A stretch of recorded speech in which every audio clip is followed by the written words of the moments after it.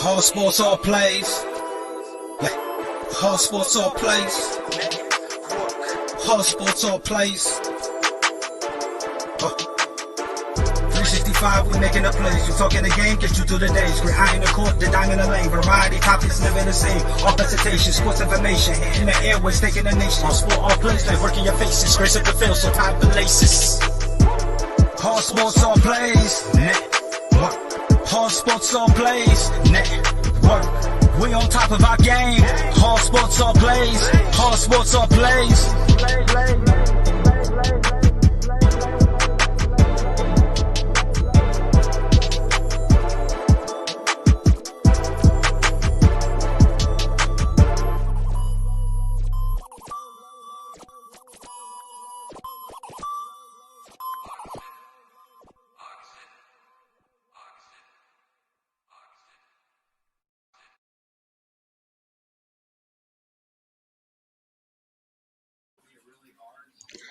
Hey everyone, welcome to another exciting night. This is the ASAP Sports Network. This is another episode of the amazing ASAP Sports Minute with J-Mac and Ace, featuring me, the Vic, for my second authentic episode. And we're going to go to Adam now, and we're going to get our topics for the night. All right. How's everyone doing tonight? Oh, we're doing good. Hey, I'm going to throw one thing in there real quick. We're going to look at this new and improved. We got a new improved ad. Working on another one as well, but we're going to go with this one tonight. So don't forget, tonight's show is being brought to you by Suzanne's Bling Paparazzi. You got paparazzi accessories, $5 jewelry, 24/7 shopping available. You got her information there on the screen. One thing it does not say, however, is that ASAP Sports viewers, there is a special offer for you. You get matching earrings when you order a necklace. So make sure you go on and do that. The website's right there. We flashed on the screen. We'll flash it again maybe at the end here. But that, you go on there, and the code is 960120. All right. So I would say it was, all in all, it was kind of a disappointing night. But you know what? That's okay. That's all right, because we have a lot of stuff to talk about tonight. So the first thing we're going to actually talk about, we are going to talk about some MLB, but we're not going to talk about the playoffs yet. So the first thing that we're going to touch on MLB-wise is we are going to actually say who our top 5 catchers that we believe are going into this season. So I will go ahead and I will start out with the Vic on this one. So who do you have in your top 5 as far as catchers? I'm going to have to go with some guys that kill my guys, kill my Braves. But JT Realmuto, I would say he's number one for me right now. Even though he's a Philly, he's still good. The Maldonado from Houston, I really like him. Even though, see here, Will Smith from the Dodgers, he's really good. And then we're going to probably – I don't want to skip over Molina, but I like Grandal a lot better. So I'm going to go with Yasmani Grandal. And then just based on this year, I'm going to pull in Travis d'Arnaud at number 5. Wow. So, when you have your list here, we have a few of the same, but before I get to mine, I'll go ahead and go with J-Mac because I'm kind of curious how many he has of the same with me. A few of the same. Like, I'm sitting here listening to the Vic, and I'm like, can she see my paper? I don't understand. There's a camera in behind you. Man, something. Dang. So I'll just go 5 through 1 real quick. D'Arnaud, excuse me. I always call him Denard, but whatever. d'Arnaud. DiNardo. d'Arnaud has to be number 5, and he may not, to a lot of people, be a great pitcher or a great catcher, but this year, just what he's done based on this year, he's got to be in the top 5. Grandal, got him at 4. I got Smith at 3. I got Real Muto at 2. Wow. I actually have Vasquez at number 1. Vasquez. So, wow. So, wow. Yeah. My list, I guess, is I will say I have a few of the same as you guys. The one I can tell you, the one that I do have that seems to be pretty common, and I actually went with the Vic on this one. The number one catcher that I have in baseball right now, even though he plays for a rival, but it still goes without saying he is the best catcher in baseball, and That is good. that is JT Realmuto. Like if he becomes a free agent, we have a Darno, but is that somebody that you feel like we take a crack at? I don't want to see Darno go anywhere. Like we can't let him leave. And No. we got Contreras in the minors too. So Yeah. I mean, I know we do, but I say we bring up Contreras and get rid of Tyler Flowers. I'm sick of seeing Flowers in a Braves uniform. Well, I'm telling you you, don't like the '90s little necklace that he wears? I No. believe that this is his last year with and Atlanta. just think think of who started for us this season at catcher. Do you know who our opening day catchers were? Yeah. So our opening day catcher, was actually kind of funny because it was Contreras and Jackson. yes, it was Austin Jackson, I do believe. Well, I know that Darno was gone and Flowers was gone. Yes. And I believe Contreras was our opening day catcher. I believe by the third game, we had Kurt Suzuki pulled up from AAA and started the third game. Something, it was really, really weird. Kurt Suzuki plays on the Nationals. Yeah, he's in Washington. Yeah. I know. Okay. Listen, right, so I'm trying to tell you something. Okay, good. Yes, it was really funny who our opening day catchers were. And then we get Flowers back, and you're like, oh, Flowers is back again. Then he had a couple of good games, and then Darno took over. And then you're like, yeah, Flowers sucks. Yeah, right. But at the time, we were so accustomed to Flowers being our best catcher that we were excited when Flowers was out there. Yeah. All right. So okay, wait, real quick before we get into. I'm sorry. I know we should probably talk about this later, but I just got to ask. I got to ask what Snitker is thinking.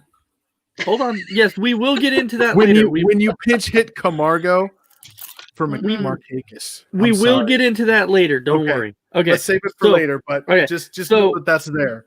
So I said that my number one catcher in baseball was JT, and two of us agreed on that. You had JT at number 2. My number 2 catcher was actually Grandal. I almost put him at number 3, but I believe that Grandal has taken that big step forward. So he had to be at number 2. Number 3 was actually Gary Sanchez from the Yankees. That is not a popular opinion. I get it, but he's a great catcher. He is great. The number 4 was actually Darno. I actually have Darno at number 4, and then number 5. And then number 5, probably you guys probably wouldn't see number 5 coming either, which was actually Mitch Garver from the Minnesota Twins. You know, I can't lie. He would have been like 5B for me. Well, yeah, because the person that I almost put in the top 5, and that is because he's actually a very reliable catcher, and he's actually good, but people don't know a lot about him because he plays for the Royals, and it's Salvador Perez. He's a very, very reliable catcher, and he's really good, but people don't know a lot about him because he plays for the Royals. Yeah. But if people remember, he was on that World Series team when they won it. Okay. Yep. I'll give you that. Were you going to say something, though, J-Mac? Oh, no, I was going to say I don't disagree with any of those picks. I mean, there's probably 12 or 13 guys you could have had in the top 5 easily. So yeah, Contreras is another one you could put in there. You can't forget about Vasquez. To me, the best catcher in baseball. Or Buster. Tyler Flowers. Oh yeah, Tyler Flowers. I was just joking. And you try to find ways to get me going for ratings in the show, don't you? Right. We all skipped over Buster Posey too. I mean, he's still Yeah, something to deal with in San but Francisco. to me, like Buster Posey, yeah, for the longest time he was top 5, but right now I don't put him as top 5. Right now. Yeah. Makes sense. Did you base your picks off offense, defense, or a combination of both? I do a combination of both. I do both. Because, well, and actually there's a big guy that we're actually forgetting about. He just popped into my head, and he actually plays for St. Louis. Probably the best defensive catcher in baseball, and Yadier Molina, because that's like one guy you can't run on, period. Because that's right. You can't run on him. The only problem is his offense. He looks like he's 50. Yeah, he can't run. Yeah, he's slow. He can't run anymore, but I will say, yeah, you can't look over him. Like I said, there's 12 or 13 you could have put in the top 5. Based on defense alone, but I don't know, you could. Yeah, that's why I don't really know if there's really no right or wrong answer. There's no right or wrong answer. No, it's just the fact of what order you're going to put them in and who do you have as the best. You know, it's kind of like arguing. It's kind of like arguing who the greatest players are of all time in any sport. Like they all played in a different generation. They all play. You can't really pick one over the other. Just my personal opinion. They're all great, but they're all, top 5, top 3. You can't really put them in order of who they are. I'm just saying. All right. So our next subject is going to actually stay on the MLB side. But this one we're going to talk about, and we all know who Ryan Braun is. He's been a big part of MLB for a very long time. Actually had an MVP season. Used to always tear up the Atlanta Braves every time we played the Brewers. So if Ryan Braun was to come out before next season and say that he's retiring from baseball, is Ryan Braun a Hall of Famer? Even though we know he's been suspended for PED use in the past, does that kind of tarnish in a way his Hall of Fame candidacy, to say, in a way? And on this one, I'll go ahead and I'll start with J-Mac.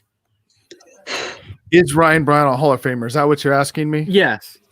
Based on his career? Just based on his career. Is Ryan Braun a Hall of Famer? No. For the longest time, though, he won an MVP, and for the longest time, Ryan Braun was one of the top people in baseball. I'm not arguing that fact, but you asked me if he's a Hall of Famer, and I said no. And I'll just throw some stuff at you that makes him not a Hall of Famer. 352 home runs. That's not really that impressive, honestly. He's got less than 2,000 career hits. That's not really Hall of Fame numbers. He did hit 290. He is hitting 296 for his career. I get that. That's those are good numbers. Mm-hmm. Not a lot of guys can do that. I understand that, but I just think on those merits alone, he's got 1,963 hits. That's less than 2,000 career hits. 352 home runs. That doesn't get you in the Hall of Fame, in my opinion. I mean, a guy who got in with numbers really not even similar to that, had more hits than that, more home runs. The guy who wasn't either a member of the 3,000 hit club or the 500 home run club is a guy like Chipper Jones, who hit around 300 in his career, had over 400 career homers, but had almost 2,500 hits in his career too. So all I'm saying is less than 2,000 career hits does not get you in the Hall of Fame.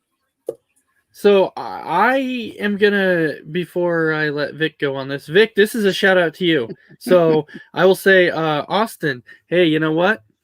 You agree with the Vic on this? And she said Buster Posey, and looks like you have a fan that completely agrees with you that Buster Posey's still the best out there.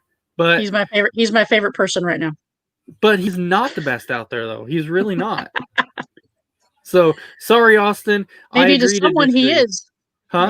Maybe to someone he is. Well, yeah. I mean, obviously, if you're a Giants fan, then obviously, and Austin is a Giants fan, so that's not really a shocker that he's going to say that Buster Posey's the best catcher in baseball. Okay, so All right, so now we'll go to you, Vic. J-Mac says that Ryan Braun is not a Hall of Famer. What do you think? Yes or no? I'm gonna pull out the thing that bugs me the most, the briar in my craw or my paw. Until Andrew Jones is in the Hall of Fame, Ryan Braun doesn't even need to go near it. Andrew has better numbers, better defense, didn't use steroids, and he's still not in. I mean, Ryan doesn't have the numbers to be an All-Star yet. Mic drop. No, but for a while on this, I've been on the fence about it, and I was only going off of how good Ryan Braun was for years and what he meant to the Brewers and how he brought them back to relevancy again because of what he meant to them. Now, yeah, his numbers don't stick out off the board and show you, yeah, these are Hall of Fame numbers by any means. I agree with you. But I've been on the fence for a while about this, and I'm still not sure which way I'm going to go. By far, he won't be a first ballot in any way. But will he be a second ballot? It's hard to know at this point. I believe the biggest problem with Ryan Braun at this point is because of the steroid issue. That's going to be the knock on Ryan Braun's career. He lied about it, and he cost Matt Kemp an MVP. Matt Kemp should have won the MVP that year. Oh, without a doubt. So without steroids, Ryan Braun wouldn't have won MVP, and it wouldn't be relevant in the discussion. Same reason Barry Bonds doesn't belong in the Hall of Fame. Yes, that's how I feel. But then you look back, but then go into another sport too. On that aspect, you can go back and look at Jerry Rice when Jerry Rice came out and said, "Hey, I used stickum in my career." So, stickum and steroids, two different things. Totally different. I completely agree it's different, but I'm saying that's still, but when he came out and said he used stickum in his career, that's still technically a form of cheating. So with that, how many of those catches does he actually make if he doesn't use stickum? So are those inflated numbers? Well, we don't know. So that's the only thing I'm trying to say at this point. Yes, steroids is a big deal, and we all went through that steroid era. So a lot of those people in that steroid era, there's a lot of question marks on that right now on whether they truly believe they should be in the Hall of Fame, like a Mark McGwire or Barry Bonds, a Sammy Sosa who never used steroids, but he got popped with the cork bat. But I still don't believe Sammy didn't use steroids. I'll never believe that during that area. But let me just say this. I still don't think Ryan Braun's a Hall of Famer. I don't even want to entertain that idea. I will tell you, yes, we lived through the steroid era, but two guys brought baseball back to relevancy in 1998. Yes, they used steroids. Yes, but it was great to watch. And that was Sammy Sosa and Mark McGwire. And what they did that year for baseball alone probably gets them Hall of Fame credit, just to be completely honest. After that, baseball was back. Yeah. After years of a decline. Yeah. So those guys, even though they use steroids, what they did for the game of baseball will never be done again. All right, so I think virtually we all agree that he doesn't have the numbers to be in the Hall of Fame. We all agree on that. Because I even said he doesn't have the numbers to be there. Whether they'll put him in, I don't know, is a whole nother thing. But anyways, jump into our next subject, which is we're going to jump to the NFL, and we're going to talk about the current quarterback situation in the NFL and whether we believe that Colin Kaepernick is better than some of the current quarterbacks that are out there. This has been a conversation that has been brought up over times from pretty much all around the world on whether people believe that Kaepernick should be in, if he should be starting. So Vic, I will go ahead and I'll let you start off on this one. And what do you think? Because I know from what you've told me before is you feel like he should be starting over certain quarterbacks that are out there right now.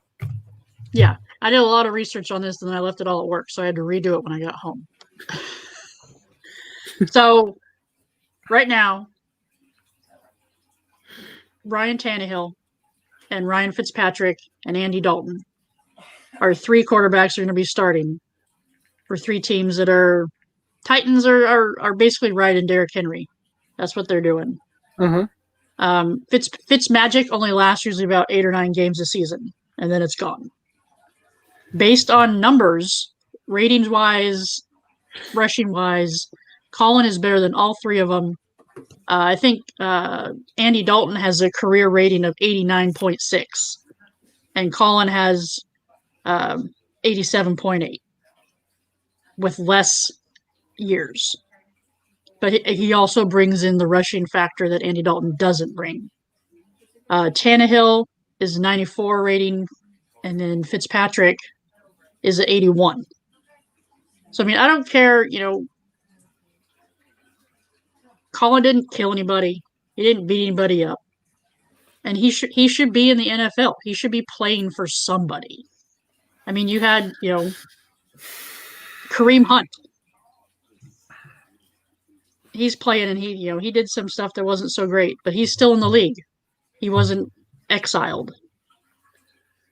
So I think Dallas should take that step. They should sign Colin. I think he would be amazing in that offense. He'd add an extra dimension for him.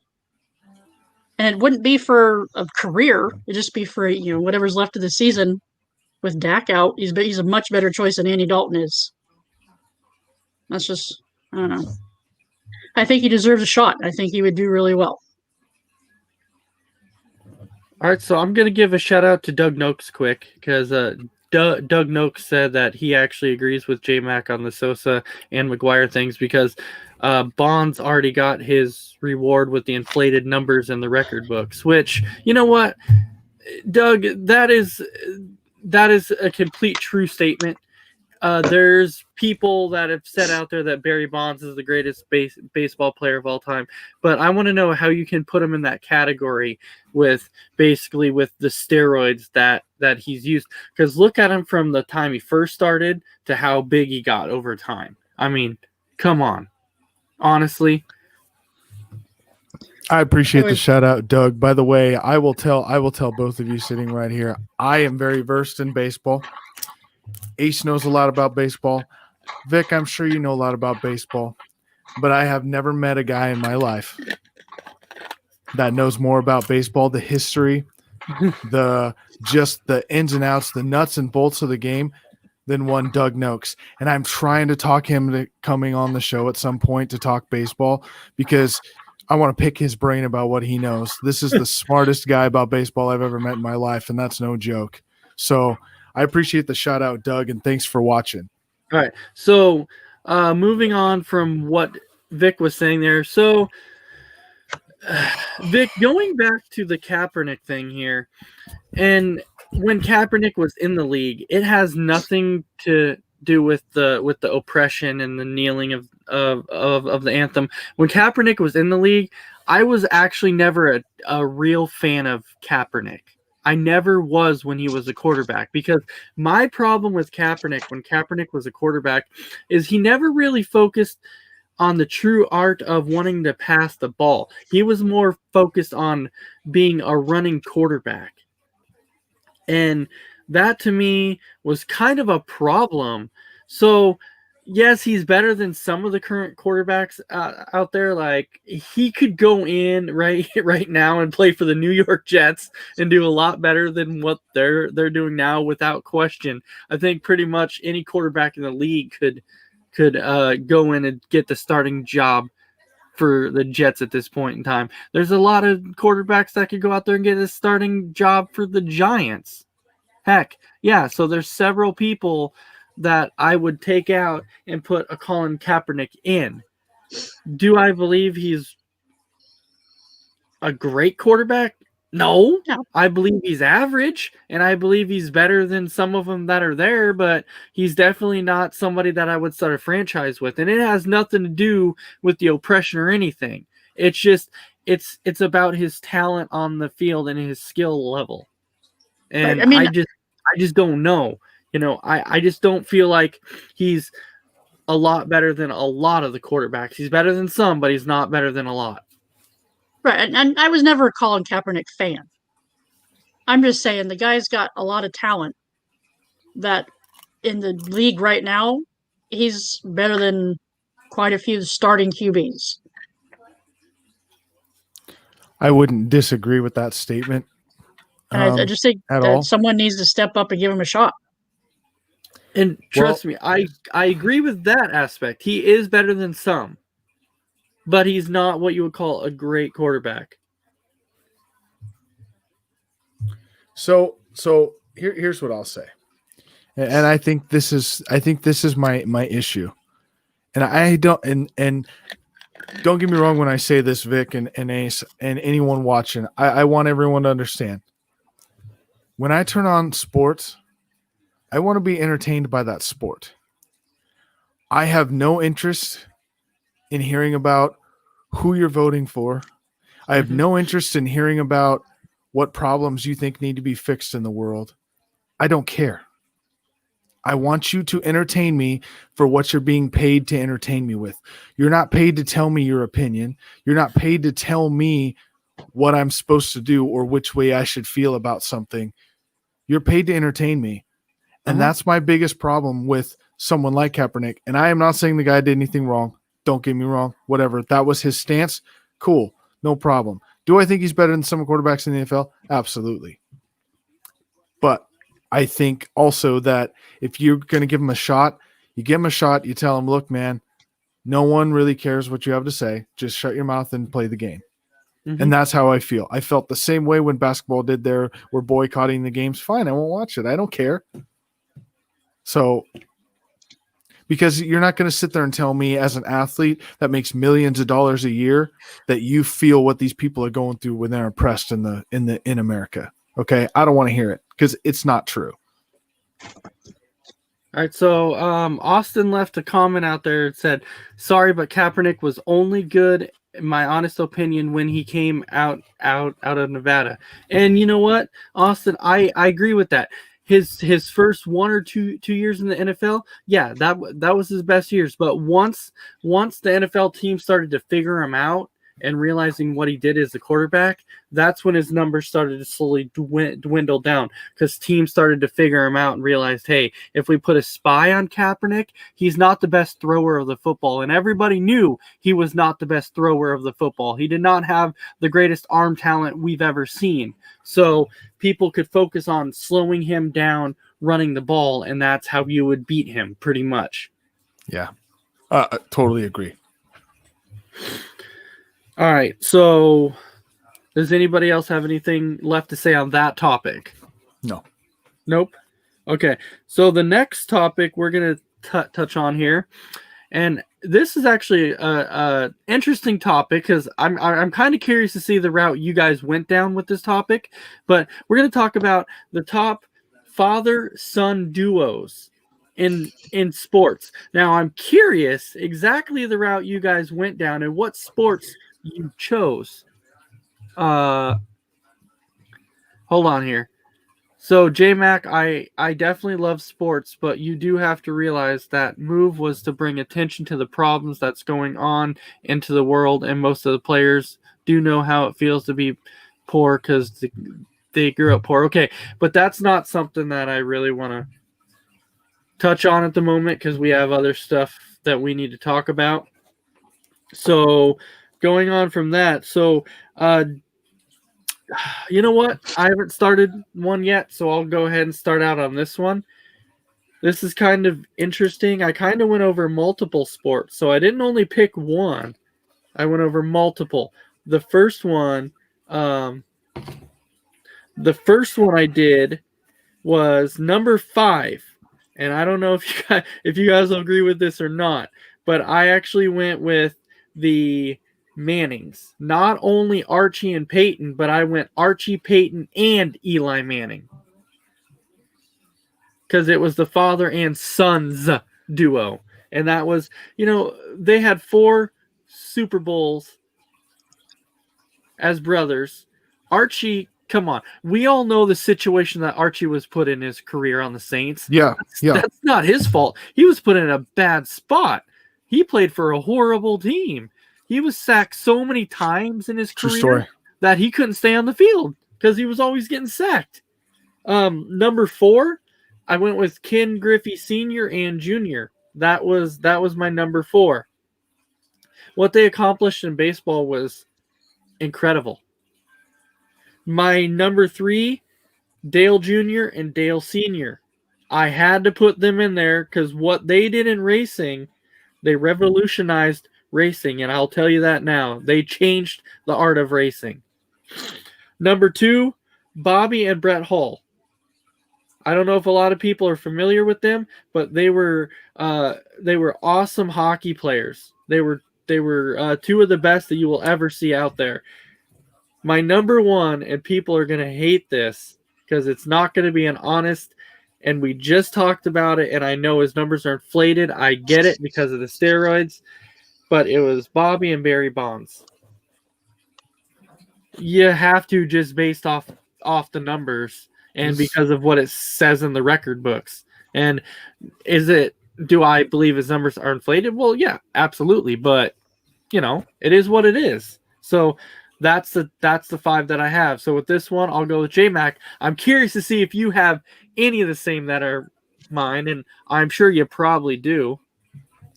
I do. I have some of the same. There's at least one difference that I know of.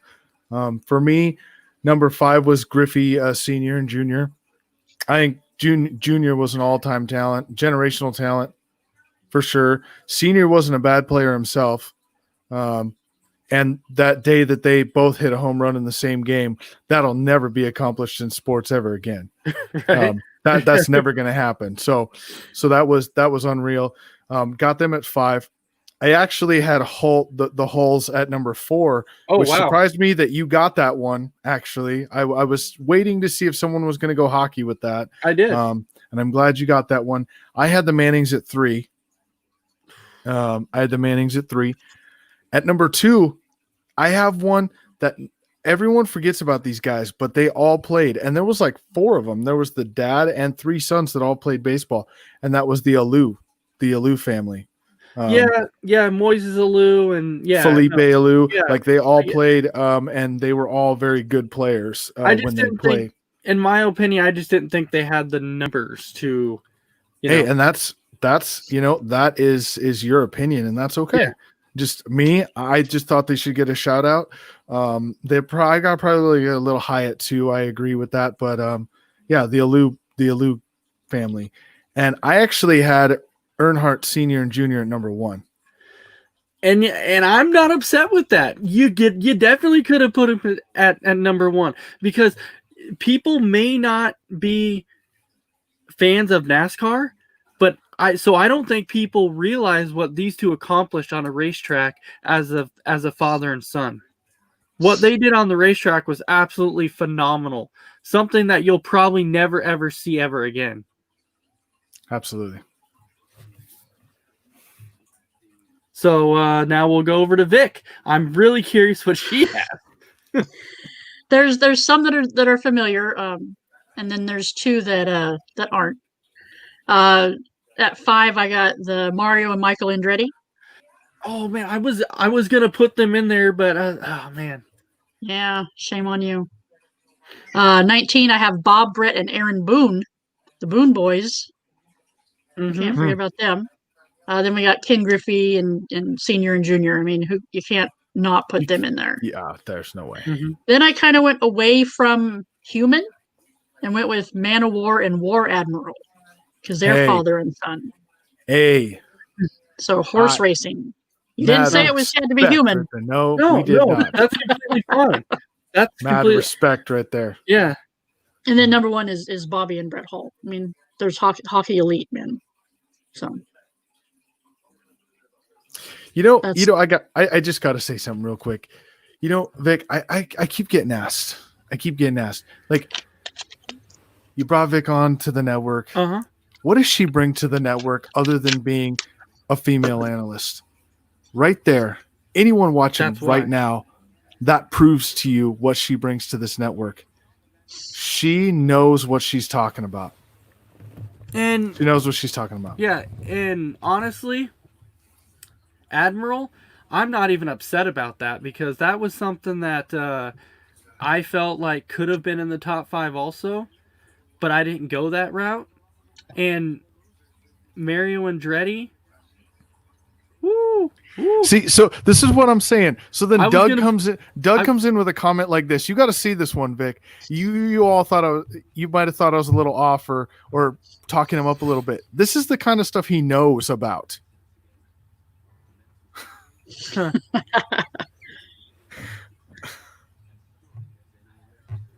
No, And to answer your question, Doug, never. That is never going to happen again. no. Well, guaranteed. didn't all 3 Watt brothers play on the same football field this year? They played on the JJ same football field, yes. Yeah, not the same team though. No, Right. but they played on the same football field. So And yeah, he that's- actually brought up guys that I forgot about. I mean, there's Felipe, Jesus, Maddie. Then you got the boys that played, Moises.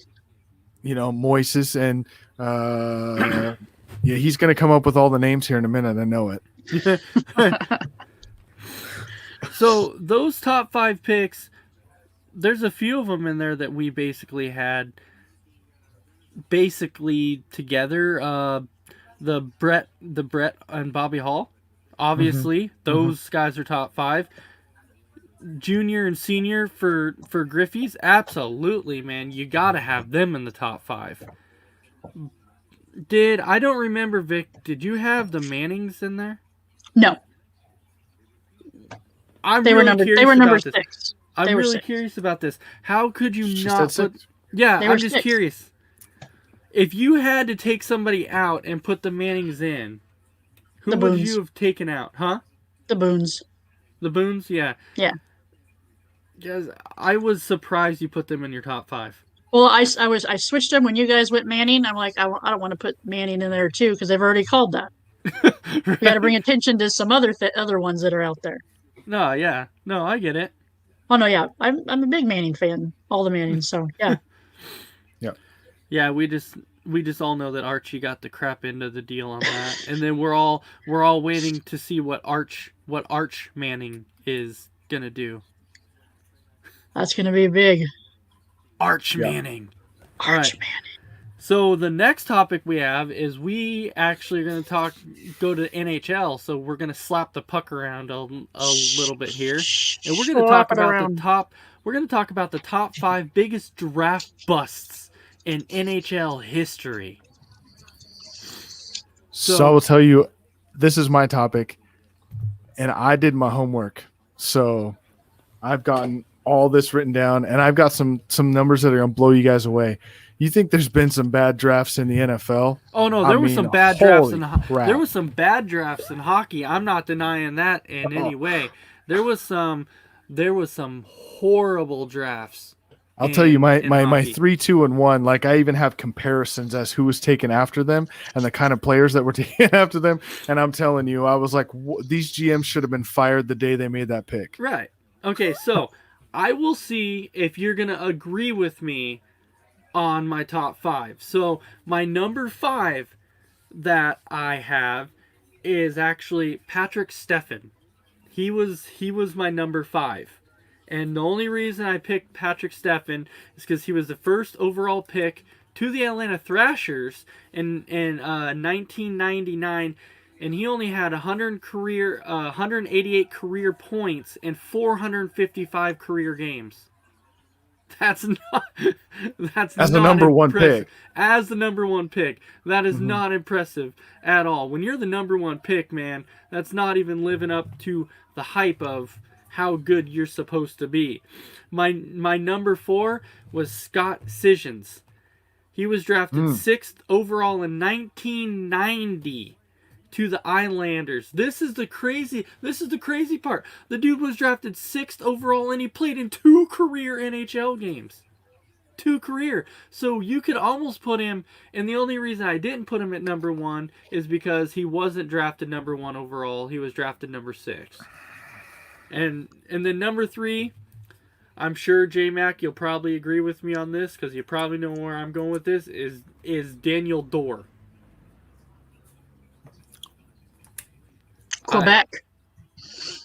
Yes, Quebec. Yeah, you wait till you hear my list. That's all I'm saying. Of Quebec in 1988. He only played in 17. He only played in 17 career hockey games. Now, how about my number 2, which was Alexander Dangle? Alexander Dangle, second overall pick in 1993, 327 points in 616 career games, and you can only get 327 career points? That is crazy. And then my number 1 pick, biggest draft bust in NHL history, Brian Loughton. First pick in 1983, had played in 483 games and had a total of 266 points. That was a first pick. The dude was a huge disappointment. He was supposed to be the next best thing ever in hockey, and he panned out to be nothing. All right. You ready? Oh, yeah, I'm ready. Go. It's actually my number 5 is Brian Finley. He was drafted 6th overall by the Predators in that same 1999 draft that Patrick Steffen was taken in. Mm-hmm. He never started a game for the Predators. He played in 4 career games. He played a total of 17 minutes as a goalie in the NHL in 4 different games, and he gave up 13 goals in 17 minutes on the ice as a 6th overall pick. No, I feel you. So- I feel you. So I'm just saying that's not good. Number 4, Patrick Steffen. You've already mentioned him. Uh-huh. First overall pick for the Thrashers. He drowned that franchise, Yeah, and they had to move out of Atlanta. That's how bad that pick was. Again, in that 99 draft was horrible, by the way. And then I got Alexander Digel, who you've already said, 1993 for the Hartford Whalers. Mm-hmm. That's a throwback there.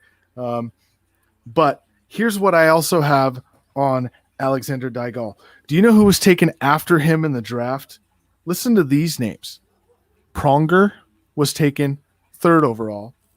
Korea was taken 4th overall. And Koivu was taken 21st overall. They're all on Hall of Fame ballots. They've not made it yet, but all 3 of them are on Hall of Fame ballots, and they were taken right after him in the draft. Well, yeah, because I was about to say that two of the 3 of them are gonna be in the Hall of Fame. Yeah, so think about that.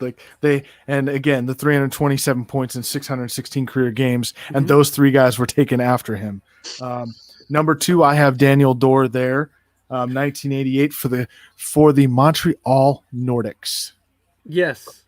One of the old school teams. He's taken 5th overall, 17 games, never scored a point in 17 career games. 5th overall, again, another franchise drounder. They ended up moving out of Montreal. It's unreal. So, so with Daniel Dorr, here's what I wanted to add onto that. The picks that were taken 7 through 10 that year, you have Galanis, Roenick, Brendamore, and Teemu Solani. Those 4 guys have combined for 1,300 career games and 1,115 career points, and they were all taken after him in the draft. That's how bad of a pick that was. And you know, number 1, and you know who number 1 is, because you've already mentioned it, but Brian Lawton was number 1. 1983 North Stars. One of the reasons North Stars moved out of Minnesota and went to Dallas. He was taken 1st overall, but here's an interesting fact about this one. Steve Yzerman, I always get his name wrong, but it's LaFontaine, and Cam Neely were taken 3rd, 4th, and 9th in that draft. Do you know what the synonymous with those three guys? They are all in the Hall of Fame. And they were all taken directly after Brian Lawton. Lawton. That's a no pretty doubt. bad draft. No doubt Brian Lawton's the worst NHL draft bust ever. Without a doubt. Now we'll go over to Vic. They had a lot of the same names. Number 5, I have Brian Fenley from the Predators. 6th overall in 1999. Just played 4 games. Gave up 13 goals. That's not good. That's not good. That's not good. That's like 3.1 goals a game. Yeah. I could do better than that, I think, but I don't even skate. I think the goalie from Mighty Ducks can do better than that. Just saying. Goldberg. I was talking about the girl. Oh, Julie the cat Gaffney. Number 4, I had Scott Sijens from the Islanders in 1990. Yep. Just played in 2 games. And I respect that pick from both of you, by the way. Just because I didn't have him doesn't mean I don't think he deserves to be on the list. Yeah, I think they said that the Penguins took Jaromir Jagr, just one selection earlier. So. Yes, they did. Mm-hmm. That's like us taking Sam Bowie and passing up Michael Jordan. It's a thing. It's a real thing. Yeah. Number 3, I have Rick DiPietro. Ooh, that's a good one. Islanders in 2000. Was not expecting that. Yeah. He had, not good. He was not good. I don't even have anything good to say about him. I mean, they took him 1st overall, and he was not worthy of a 1st-round selection. Number 2, I had Patrick Stefan, the Thrashers in 99. Drown the franchise. I mean, that's all you can say. He drowned the franchise and they moved out of Atlanta. Yeah, you already covered all that. And I don't even know why Atlanta had a hockey league anyway. I mean, they're in the South. It's warm down there. I know. It's like Hawaii having a bobsledding team. Jamaica. Or Jamaica. Jamaica bobsled Number team? 1, Brian Lawton. Absolutely. Yeah. We all agree on Brian Lawton. So, man, I mean, this. How could you not have Brian Lawton? He was supposed to be the next best thing in hockey. You can't. And the 3 guys taken right behind him all made the Hall of Fame. Like, that makes it even worse. Right? He was technically supposed to be... and he was taken straight out of high school. He didn't even play college hockey. Yeah, because he was supposed to be the insane. next best thing. And I think that's what killed his career, was that he was taken out of high school instead of going to college to play. I think that was the worst part of it. Yeah, because if you're the Minnesota North Stars, you could have had Steve Yzerman, who went to Detroit, and I'm not going to be mad about that because, well, he brought us the Stanley Cup more than one time. It was a great topic. I enjoyed this topic very much so. So that was the topics that we chose for tonight. However, now we have to shift focus, and now we have to jump back into the MLB playoffs. Just pull the Band-Aid off. Let's just do it. Well, the Astros won. Okay, moving on. Yes. Moving on to and Braves lost, and we're moving on from that. So we're good. Yep, and Games 6 and 7 tomorrow. Yep, and the Braves definitely lost this game. J-Mac, you had some pretty harsh, interesting facts that you wanted to say before we even went on live on air.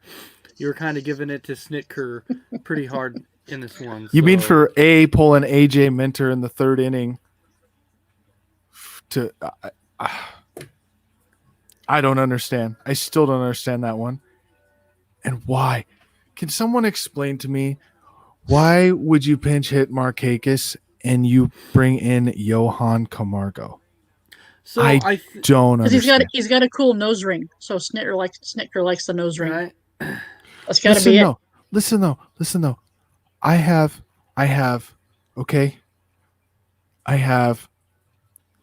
my significant other sitting next to me on the couch who doesn't watch baseball. All right. Watches Camargo swing a bat and is like, why is this guy even play Major League Baseball? How that should tell you everything you need to know about how bad Johan Camargo is. Yes, and to go back off that too, my wife, who watches a little bit of the Braves games, Oh man, knows some stuff about it. Doesn't know everything about it, but knows some stuff. And when Camargo walks to the plate, every time before I can say it, she's like, "Oh, here comes a strikeout." Even before I can say it, she's always like, "Here comes a strikeout," and I'm like, "Really?" I'm like, yeah, He's like it's Ugla true. reincarnated. Yeah, except Yeah, I'd at least rather would Ugla have hit- Ugla. At least Ugla hit 35 home runs and drove in, hit 35 homers and drove in 90 runs a year. His batting average might have been 190, but at least he drove in runs. I'm just saying. Right? Camargo's almost all or nothing. Like he swings so hard that he's gonna either miss it or he's gonna drive it 500 feet because of how hard he swings the freaking bat.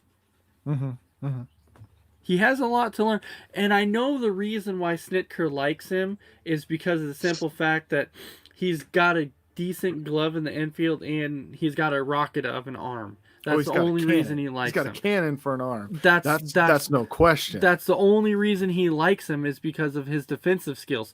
We all know his offensive skills are horrible. Right. At this point in time, I don't know who I would rather have. Would I have a Camargo or would I have a Enciarte? I don't know at this point in time. It's a toss up. I'd rather have Ender. I gotta agree. He can lay a bunt down. Yeah, he'll and lead a bunt. and possibly beat it out. Yeah, he'll at least lay a bunt down. And he can catch the ball. So, well, he does have some gold gloves. So yes, he can.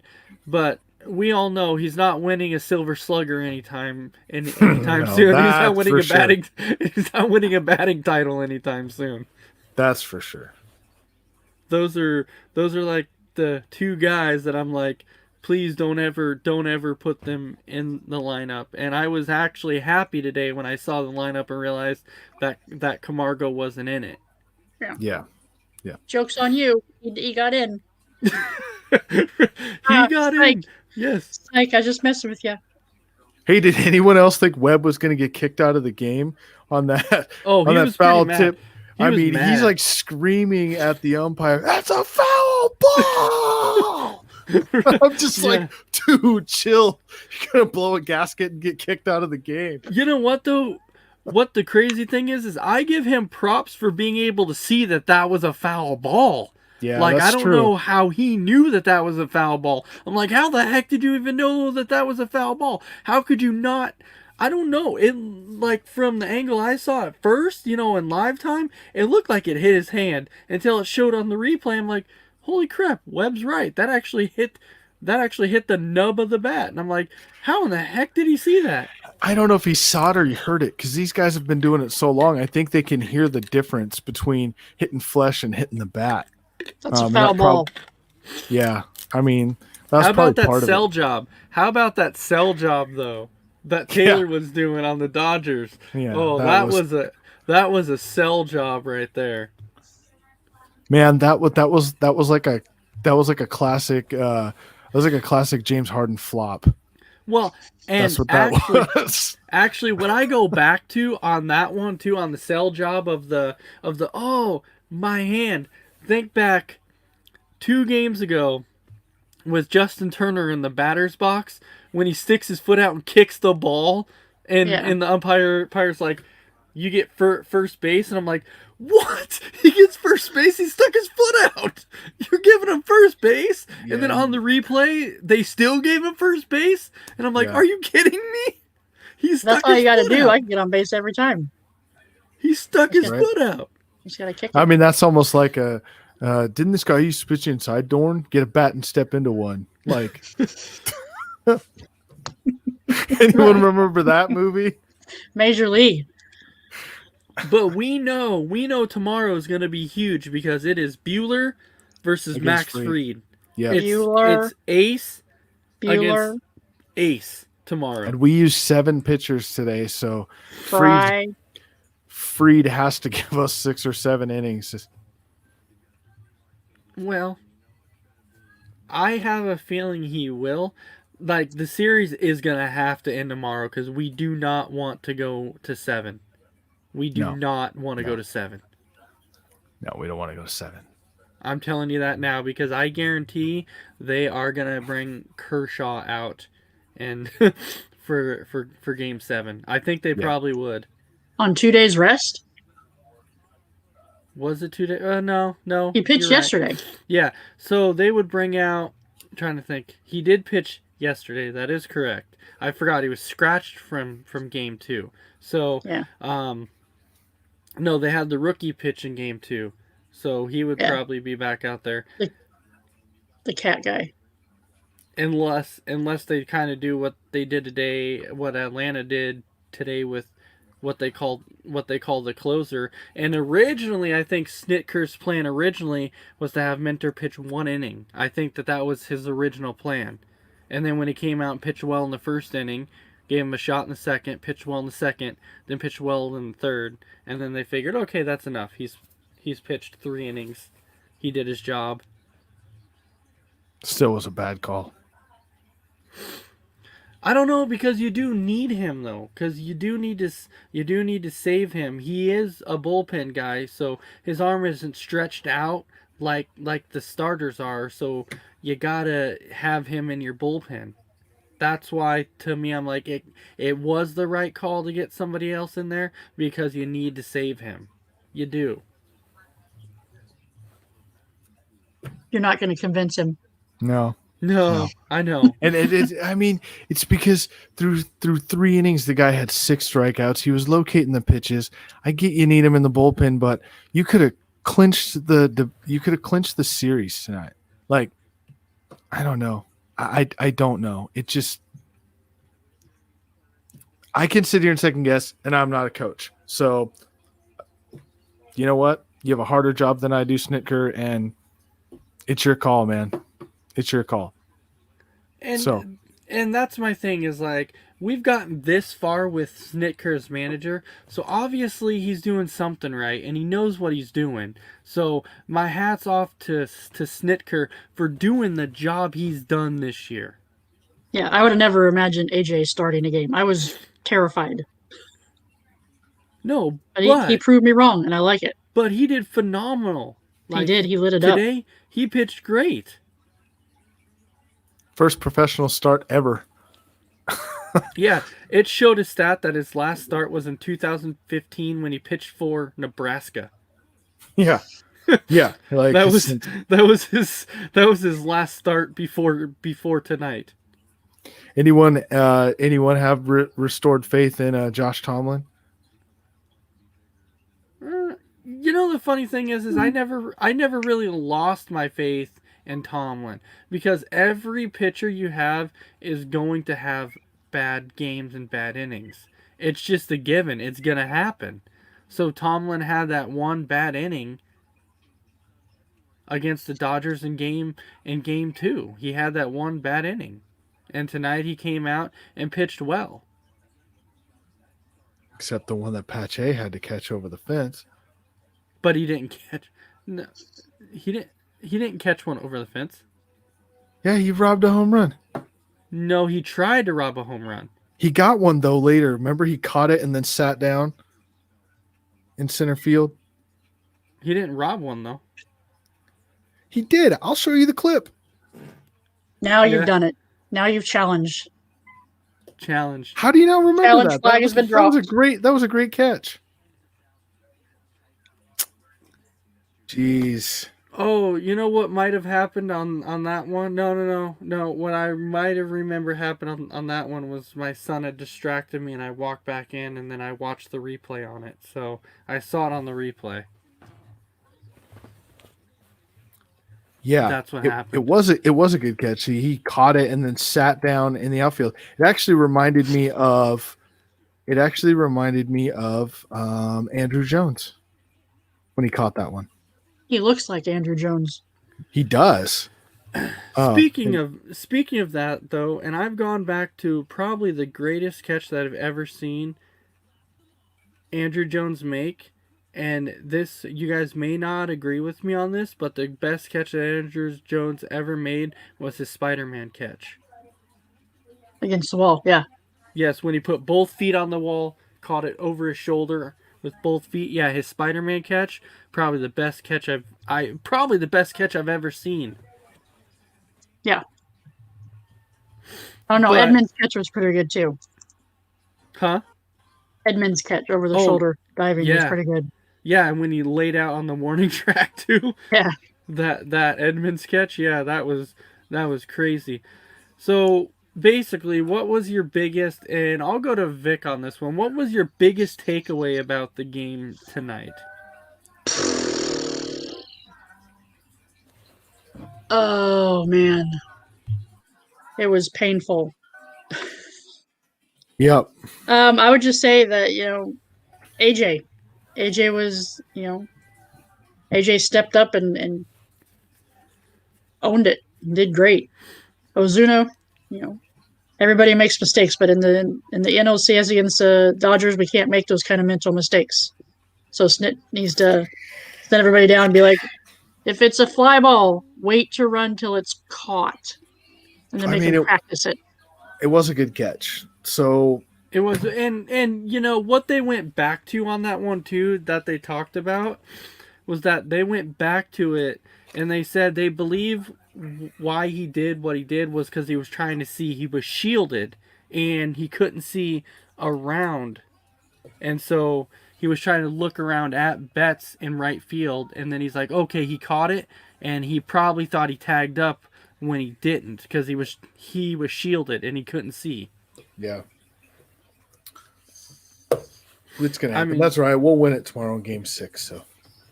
Yeah. Yeah. I feel good. We're not that choking team anymore. Huh? We're not that choker anymore. We bounce back. Gotta have that confidence. Yep. That confidence is there. And then we know that the game tomorrow, the Astros and Rays, it's Game 7 tomorrow. Game 7. Yeah. Please, for the love of God, let the Rays win. Yes. Go Tampa Bay Rays. Go Rays. Because I initially picked Houston to win the next 4, but situation happened and things were said, and now I don't want that to happen anymore. But if it does, I picked it. I predicted it, but I don't want it to happen. I mean, it'd kind of be one of those crazy stories, because you don't see that very often. No. Only one time. Only one time. I watched the Red Sox do it, and I'd all but given up then. But I don't know. That would. Oh man, I still will tell you, I'm still stressing a little bit about tomorrow though, because I know how dangerous this Dodgers lineup is. We're dangerous too. I know. Don't forget that. We're built different than we have been in the past. That. But I'll tell you who's playing lights out for the Dodgers right now is Corey Seager. Oh, that dude is absolutely, he is absolutely on fire right now. Let's just walk him every time he comes up. Yeah, I don't like him. Hey Ace, you'll know who this is. Do you remember? You know who he reminds me of? And when we played slow pitch softball, who's that? Derek. Oh yeah, because with Derek, you couldn't pitch him high, he would hit the ball out. You couldn't pitch him low, he would hit the ball out. You couldn't pitch him inside, he'd hit the ball out. You couldn't pitch him outside, he would hit the ball out. And yeah, so Corey Seager definitely reminds me of Derek, because you can't pitch to him and he hit the ball out every freaking time. And that's what Corey Seager's doing now. Yeah. They said that this is the first time that they've seen, this is the first time in Dodgers history that their shortstop has 4 home runs in the series, and he has got like 13 ribbies or something. It's absolutely crazy. Yeah. I'm confused. What did Derek do when you pitched him up high? He'd hit a home run every single time he threw the ball. He'd hit the ball out. Yes. Yeah. Yes. This guy, it didn't matter where you pitched to him. It didn't matter. He would hit the ball out every freaking place you pitched him the ball. It didn't matter. So remember that time of the tournament when we were just throwing it so far outside, we were like bowling it across the plate. Yeah. It's so it's like, where do we pitch him now? It's like, just throw it in the middle of the plate. Who cares? So one day I was playing on Derek's team, right? And we were playing against Bandon Dunes. And they completely forgot that Derek was on deck. And this is a funny story. That's the only reason I'm telling it. And we had the bases loaded. No, I'm sorry. We had 2 on with 2 outs. And our buddy Seth was batting. And the pitcher for Bandon Dunes looks at his coach and says, "Well, what do I do?" And they go, "Well, Seth, he's been killing it all night, so go ahead and walk him." So he walks Seth, and then after they walked him, the coach goes, "Oh crap," and he realized that Derek was on deck. And he just walked the bases loaded, and we were down by 3, and the pitcher's like, "Oh crap, what do I do? We have 2 outs." And they're like, "Well, we don't want to walk him because then we walk and run." So they pitched to him because they thought, and the pitcher thought, "I'll pitch him high." And he pitched him high, and he jacks a grand slam and hits a walk-off. And we're like, "Yeah, that was brilliant. Go ahead and walk him, boss. Walk the bases loaded for Derek." Brilliant move. Brilliant move. That was always the guy that Derek was. So I have to give a shout out to Derek. I got to give a shout out to Virgil also. Those guys are awesome. It was a fun time. Fun times out there. Fun times. Well, that's pretty much all I have for tonight. Vic, you have anything else? You got 30 seconds pretty much to say whatever it is you got to say. I got nothing. Go Braves. You got nothing? Wow, you got 30 seconds. You got nothing? I'll just say go Braves, go Braves, go Braves. 30 Freed's gonna lead us to the promised land. I feel it. I'm ready to see confident. it. All right. Now we'll go to J-Mac. You got 30 and seconds. Go Georgia. Chop on. Chop on. Chop on. Chop on. Chop on. Yeah. Let's do this. Yeah. Keep it going. Let's go. Mix Let's it up. go. Let's go. Chop Mix it up. on. Mix it up. Let's Mix it up. Chop yes. on. Chop on. Let's do this. Oh. Okay. All the way to the World Series. Come on. Let's go. Let's go. Let's go. Even Markakis was mixing it up tonight. Yep. The last thing I do want to say that Vic just previously touched on there, just for like a second, the big game tomorrow, just in case anybody wants to know, the big game tomorrow is at 5 o'clock, and that is number 3 Georgia versus number 2 Alabama, and it is at 5 o'clock tomorrow.